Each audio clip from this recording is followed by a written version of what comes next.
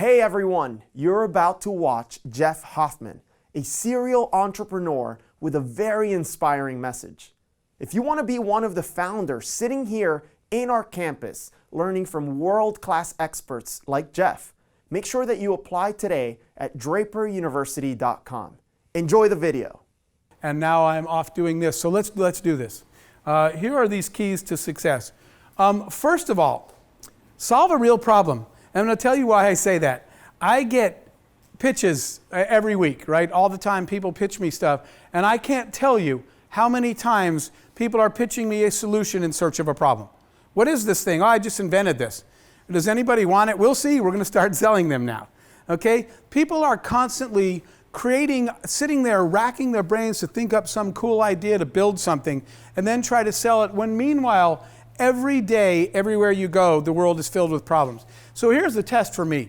You go out, you run an errand, you had an hour to give, you come back 3 hours later. Somebody says, how was your day? And you say, horrible, those idiots. It took 3 hours standing in the stupid line. These people are morons. It should have taken an hour. But you know what you do when you see a problem? You complain and you go back to what you were doing, right? Everybody does that. And I'm going to tell you the behavior that entrepreneurs exhibit that everyone else doesn't. They stop and they say, does this bother all you guys? And if the answer is, it's a big problem that bothers everybody else, entrepreneurs do a second thing no one else does. They say, I'm going to look into this. Is there a better way to do this that hasn't been done yet? And if the answer to that is yes, they do a third thing no one else does. They say, you guys go home without me. I ain't leaving until this is fixed. They own it. So next time you hear, I know that you all have startups and you all have ideas, but all of you hopefully will be serial entrepreneurs and do this more than once in your life. Next time you find yourself complaining about a problem, be the one person that stayed there and solved it when everybody else went home. And value equation. By the way, I also see a lot of people that are creating products, solutions without a value equation, right? And here's what they tell me. Everybody loves my startup. Everybody loves my idea. And I say, of course they do. You're giving it away free, right? The freemium model killed a lot. There are some that work, but it killed a lot of businesses because they were falsely optimistic because everyone wanted it. I love this thing. Just until the day. Webvan was one of my favorite examples, which I can talk about because they're dead.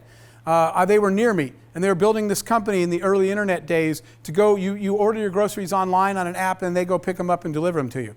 That was a great idea. Millions of people, whatever the number was, were using it. They kept saying, Jeff, everybody loves Webvan. You were wrong about it. And I was like, dude, you're picking up their groceries for free, right? And then one day, the investors, you'll love this, they took in $70 million in investment, and then 74 more. $144 million later, the investors said, could we maybe get some return here? And they said, well, to recover this investment, we're going to have to turn the switch on. Overnight, I think the average price was $26 to pick up your groceries. Roughly 100% of their customers left, and they filed for bankruptcy the next day.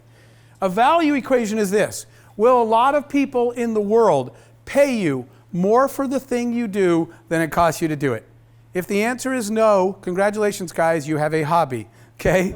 A hobby is something you are spending money on. A business is something other people are literally reaching for their wallet, their credit card, waiting for you to finish. So I want you to be honest and ask yourself, are there a lot of people in the world that are dying to pay me for this thing? If you're not sure, there might be a better idea out there. I'm not telling you yours won't work. I'm telling you if you have the choice between trying to convince people to do something and having something that people keep saying, are you done yet? Please, could you hurry? Because I want to buy the thing you're building. Lean towards the latter. So I already mentioned to you this first one when I was in the airport. And I was standing there and everybody was complaining. And everybody, well, I missed my flight. And I did what I just told you guys. When I missed the flight, I turned around and I said, it took an hour to get up to the check-in. And I said, am I the only one that thinks it's insane that you got to stand in an airport an hour? And by the way, all you do is they look at your ID and they hit print and give you a boarding card. What is a boarding card? It's a piece of paper from a printer. And I said to the woman, I said, this is ridiculous that we're standing here an hour so you can use the printer. She's like, sir, you got to have a boarding card to go through an airport. And I said, to get on a plane. I said, right, but it's a printer, and we all stand in a mile-long line for you to use a printer. She said, sir, you can't get through security without a boarding pass. I said, ma'am, I understand, but it's a printer. She's like, next. So I turned around to all these people and said, who's upset about standing an hour? Everybody groaned, right? In entrepreneur school, they teach you market research, and the truth is you just need groan research, right? Everyone in the whole airport groaned. I said, all right, market research done, okay? There's not one person that isn't upset about this. But then I did value equation. I was standing back there, and I said, how many of you would give me $5 if I could give you a boarding pass now to skip the line? You know what? People started bidding. $10, $15. I was like, crap, I wish I had your boarding pass.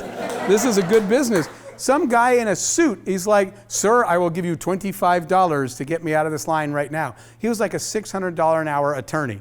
And he's like, I'd pay $25 to skip an hour. I was like, man, I got a business. So that's when I went home and created these. Because it had a value equation, it was a real problem, and I was standing in it. I just want you to look for those next time and think, would people say, is the stupid machine ready yet? By the way, I was intending to charge you like an ATM. Swipe your card and pay $3 and I'll give you a boarding pass. But it saves so many millions in airports and airlines that they said, we'll pay all the costs, just bring them.